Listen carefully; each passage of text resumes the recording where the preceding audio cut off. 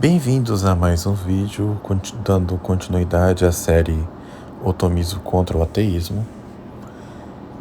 Hoje vamos aprender sobre a terceira via e também a quarta. A terceira via é a via do ser necessário, que nos ensina que há dois tipos de entes, que são os entes contingentes e o YS subsistem, que é o ser subsistente por si mesmo, tá? Lembre-se do que eu disse numa dos vídeos sobre otomismo para iniciantes, que eu preciso retomar, inclusive, né? Mas ali eu faço distinção entre ente e ser. Enquanto ente é o que tem ser, o ser é o próprio ato de ser, o ato daquilo que está sendo, o actus essendi. Tá? O que significa que que fora Deus não existe um ente que seja o seu próprio ser. Isso cabe a Deus. Então, a via do ser necessário se dá pela contingência dos entes que nós conhecemos pelos sentidos, tá? Porque esses entes, eles não têm em si mesmos a sua razão de ser. Eles só têm o ser por causa de outro. Tá? O que eu quero dizer com isso? Que eles não são necessários. Eles podem existir ou não. Eles podem ter ser ou não. Assim como, por exemplo, nós mesmos não temos em nós mesmos a nossa razão de ser. Porque basta perceber a nossa própria miséria, né? Se não fossem os nossos pais, nós não existiríamos. Assim também aplica-se a todas as outras coisas, tá? Uma montanha, ela pode existir, ela poderia não existir? Poderia. O universo em si poderia não existir? Poderia. Mas já que existe por quê? Existe porque o universo tem em si mesmo a sua razão de ser? Não. Então, ele só existe por causa de um outro ente que tem em si mesmo a sua razão de ser. Ou seja, que é um ente que é mesmo necessário, sem qual nenhum outro ente poderia ser. São Tomás, ele mesmo ensina que tudo o que é necessário ou tem de fora a causa de sua necessidade ou não a tem. Mas não é possível proceder ao infinito nos entes necessários, que tem a causa da própria necessidade, como também não o é na causa eficiente, como já se provou, por onde é forçoso admitir um ser por si necessário, o YS subsistens, não tendo de fora a causa de sua necessidade, antes sendo a causa da necessidade dos outros. A tal ser todos chamam Deus. Garrigou Lagrange, ele até diz, respondendo à objeção de Augusto Comte, né? Augusto Comte acreditava que o ser necessário seria a soma de todos os entes do universo. O que isso é um absurdo, porque se um ente ele é contingente, A soma de vários contingentes não vai dar um ser necessário. Assim como o Garrigou Lagrange diz, a soma de vários imbecis não vai constituir um homem sábio. Logo, o universo inteiro é contingente. E ele só existe em razão do ser necessário.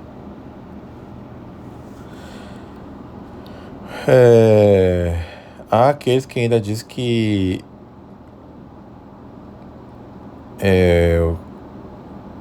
o que diz mesmo? Sim. Que a própria lei, que as próprias leis físicas poderiam ser o ser necessário. Porque as coisas que existem fisicamente, elas obedecem a essas leis. Só que essas leis não existem. Aliás, as coisas não existem porque existem as leis. E sim que as leis físicas existem porque existem essas coisas.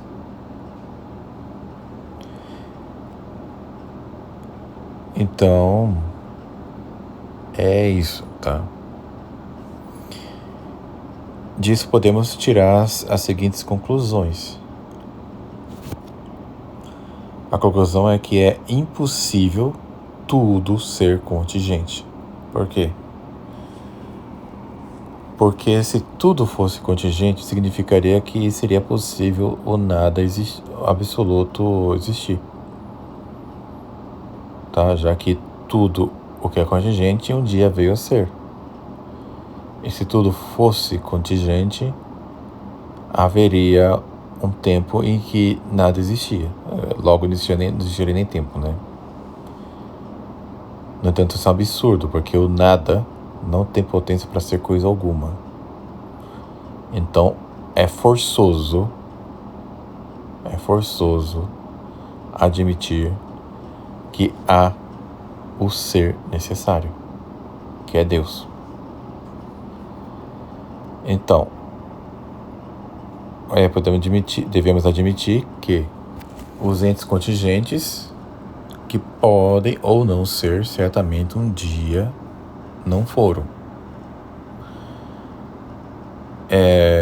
E também que o ser necessário, que é e sempre foi, com um princípio extrínseco da série causal per se ordenada. Tá? Devemos admitir um ser necessário que é e sempre foi, com um princípio extrínseco da causa per se ordenada. E que esse ser necessário é o único que pode dar o ser aos contingentes. E tem o seu ser devido à própria natureza. Ponto. Tá?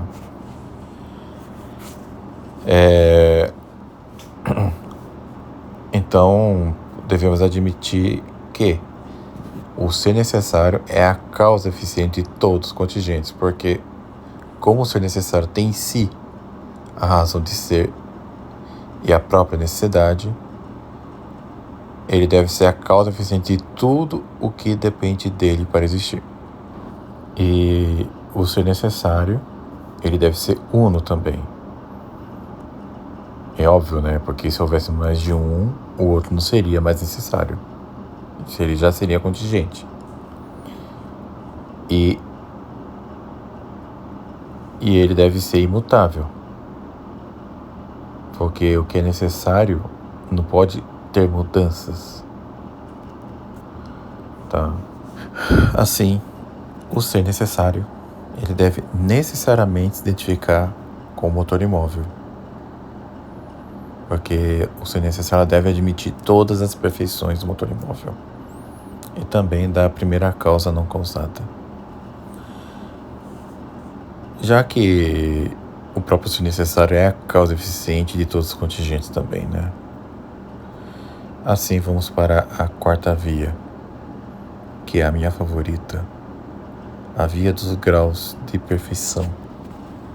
Eu tenho um artigo inteiro que eu usaria como roteiro, inclusive, para explicar essa via. Esse artigo que trata sobre o grau de perfeição, e ali eu explico por que, apesar de não ser convincente para o homem moderno, não por seu defeito, mas por ser algo muito elevado, essa via é a mais perfeita de todas, tá? Mas primeiro temos que explicar por que Descartes e Santo Anselmo erraram ao tentar explicar de outra maneira. Descartes, ele acreditava que a ideia de Deus já é inata em nós, porque podemos conceber que há um ser perfeito que se identifica com Deus. Isso está na primeira parte do seu Princípios da Filosofia. Descartes, ele dizia o seguinte: como vê que na ideia que fez do triângulo se encontra compreendido que os seus 3 ângulos são iguais a 2 retos, da mesma maneira que só pelo fato de se aperceber de que a existência necessária e eterna está compreendida na ideia de um ser perfeito, deve-se concluir que um ser perfeito, todo perfeito, é ou existe. Isso está no número 14, do seu livro. Descartes, ele não sabia o que é perfeição, tá? Santo Anselmo de Cantuária, no seu Proslogium, entre os capítulos 2º e 5º,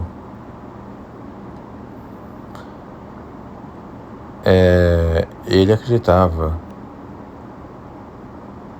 que um ser que é realmente perfeito, digamos assim, deve existir, porque um ser que é mais perfeito que se pode conceber deve necessariamente existir. É basicamente assim. No entanto, tanto Santo Anselmo quanto Descartes, eles caem nesse erro de que aquilo que é ideal deve necessariamente ser real. Então, o conhecimento de Deus não se dá a partir do que é externo, mas a partir do que é interno. Claro, isso não faz Santo Anselmo de Cantuária, que é o doutor da igreja, ser um herege. Ele apenas cai num erro filosófico, tá? Isso deve ser bem esclarecido. Já Descartes, ele incorre muitos erros, tá? Inclusive heréticos. No entanto, ele não é herege por causa desse erro dele, Santo Tomás, ele refuta o Santo Anselmo sem o mencioná-lo, tá? Isso está no primeiro artigo da questão 2 da primeira parte da Suma Teológica. São Tomás, ele ensina que não necessariamente se entende que o que não se pode imaginar o maior seja Deus. E ele aprofunda essa refutação em A Suma contra Gentios. São Tomás, ele diz o seguinte: é suposto que todos entendem pelo nome de Deus uma coisa tal que não se pode pensar outra maior, daí não se segue necessariamente que tal coisa existe na realidade. É necessário, pois, que a coisa e a razão de seu nome sejam afirmadas do mesmo modo. Ora, do fato que a mente concebe o que é proferido pelo nome Deus, resulta que Deus é somente no intelecto. Portanto, nem é necessário que a tal coisa, da qual não se pode pensar outra maior, exista fora do entendimento. E disso não resulta que exista na realidade tal coisa. E assim não há inconveniente algum para os que negam a essência de Deus, porque não há inconveniente em pensar uma coisa maior do que qualquer outra, seja na realidade ou no intelecto, a não ser para aquele que aceita existir na realidade tal coisa da qual não se pode pensar outra maior. Continuando, assim como para nós é evidente por si mesmo que o todo é maior que sua parte, assim que Deus é evidentíssimo por si mesmo para os que veem a mesma essência divina, porque esta é o seu ser. Mas, porque não podemos ver a sua essência, chegamos a conhecer o seu ser não por si mesmo, mas por seus efeitos. Assim, Santo Tomás refuta Santo Anselmo e, com alguns séculos de antecedência, refuta também a Descartes. Mas lembremos, nem Descartes e nem Santo Anselmo erram ao afirmar que Deus é necessariamente o ser perfeitíssimo, que nele compreende toda a perfeição. Mas há necessidade aqui de explicar o que é perfeição. Por exemplo, o que é um homem perfeito? O que é um cão perfeito?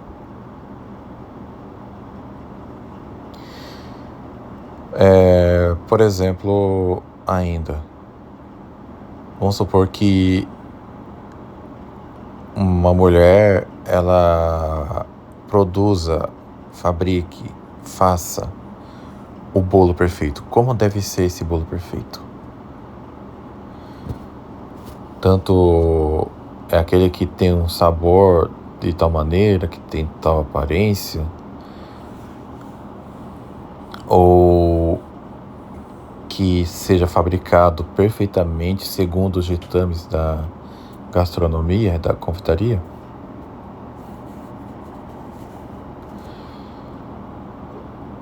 Então, há diversas maneiras de dizer o que é perfeito, tá?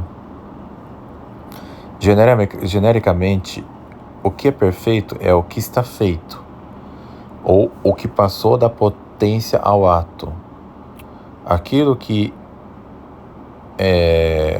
ficou em ato é porque recebeu algum tipo de perfeição, tá? Quando há o trânsito da potência ao ato, há uma comunicação de perfeição. Então, a coisa, ela é perfeita na medida que já passou, já transitou da potência ao ato, ou seja, na forma em que foi atualizada, tá? No entanto, Deus é ato puro. Então, Deus é perfeito porque ele passou da potência ao ato? Não. Deus, ele é ato puro, então ele não é perfeito porque passou da potência ao ato. Ele é perfeito porque ele é um comunicador do ato, tá?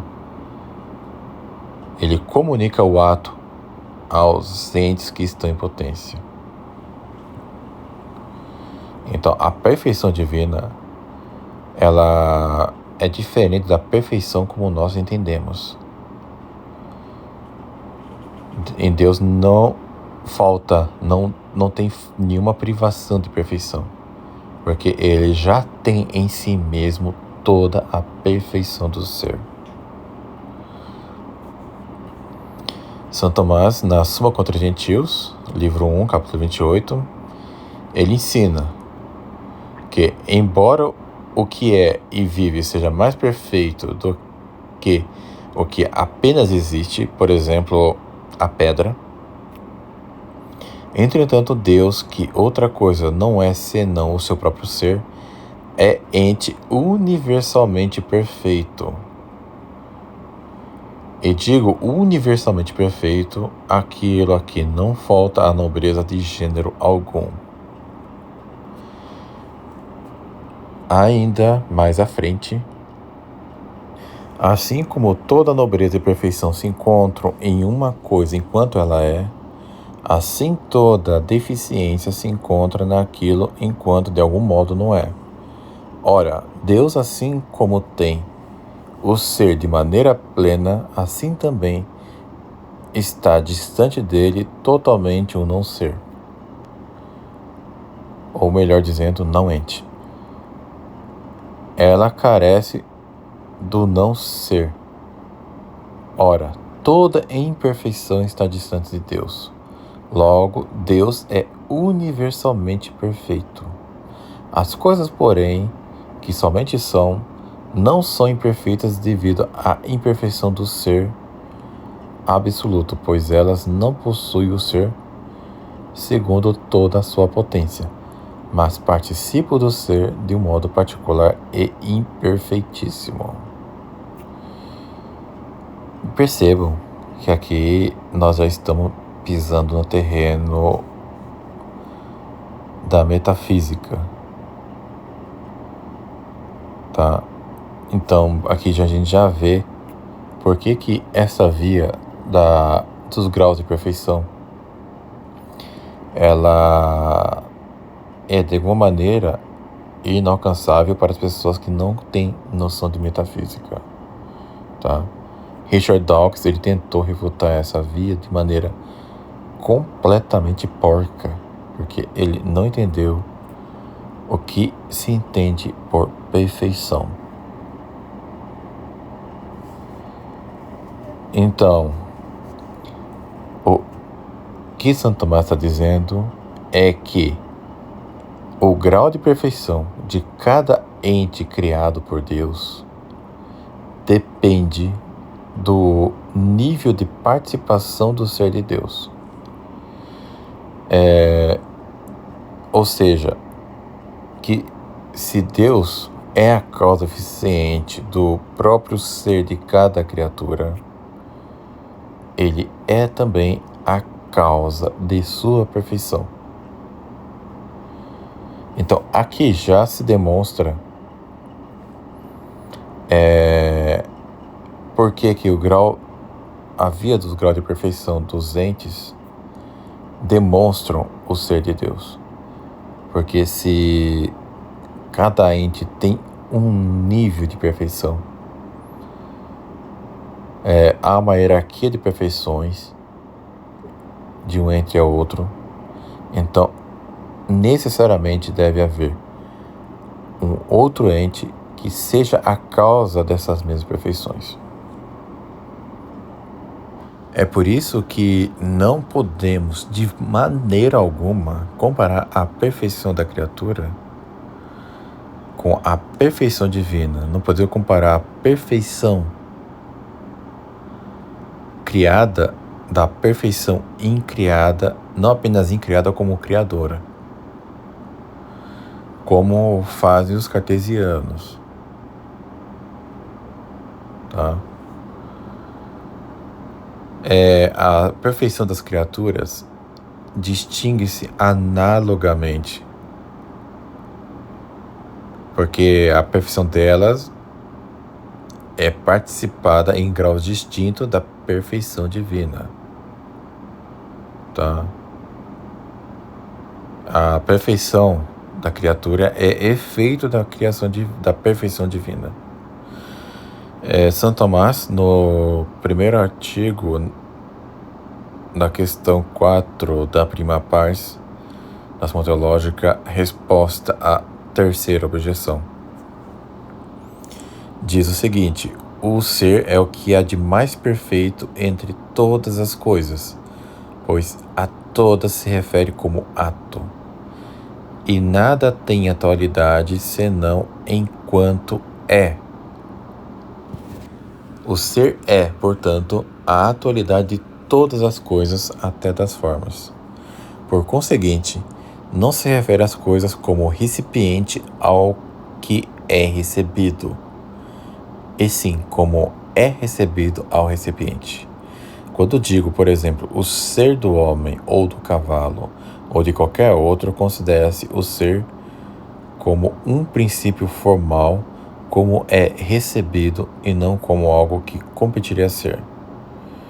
Ou seja, o que São Tomás diz é que o ente criado, cuja perfeição é causada por Deus, possui ser, o qual necessariamente distingue-se realmente da essência. Podemos dizer que o ser se distingue realmente da essência como o ato da potência. São Tomás, aqui eu vou fazer uma citação extensa do Compêndio de Teologia, livro 1, capítulo 11, que diz o seguinte, que é necessário, ademais, que a essência de Deus não seja algo distinto do seu ser mesmo. Em tudo aquilo em que a essência e o ser se distinguem, é necessário que isso seja que é, e aquilo pelo que é algo, porque qualquer coisa é por seu ser que se diz que é, enquanto por sua essência se diz que é. Daí que a definição que significa a essência demonstra que a coisa é. Em Deus, porém, não há, por um lado, que é e por outro pelo que é, pois nele não há composição. Logo, nele a sua essência não é isto e seu ser aquilo. Além disso, mostrou-se que Deus é ato puro, sem mescla alguma de potencialidade.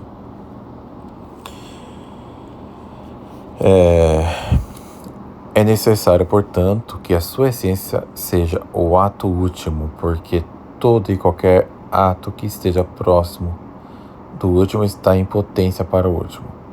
Mas o ato último é o próprio ser, como com efeito, todo e qualquer movimento é a passagem de potência a ato. É necessário que o ser seja o ato último a que tende todo e qualquer movimento. E como o movimento natural tende ao que se deseja naturalmente, é necessário que isto seja o ato último de que todas as coisas desejam, mas isto é o ser. É necessário, portanto, que a essência divina, que é ato puro e último, seja o próprio ser. Assim, Santo Tomás, ele ensina que há uma distinção entre essência e ato de ser. Logo, nas criaturas, essas coisas se distinguem, mas em Deus não, porque em Deus não há composição de ato, de essência e ato de ser, tá?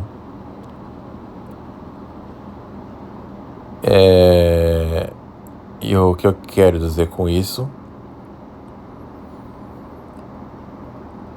é que a distinção da perfeição divina e da perfeição criada são distintas justamente porque em Deus não há distinção entre essência e ato de ser, como há nos entes criados, tá? Justamente porque o ser é a própria perfeição última do ente. E qualquer outra perfeição acrescentada a ele é de acordo com o grau em que o seu ser é participado do ser divino analogamente. Veja, por exemplo, a pedra. A pedra só tem ser.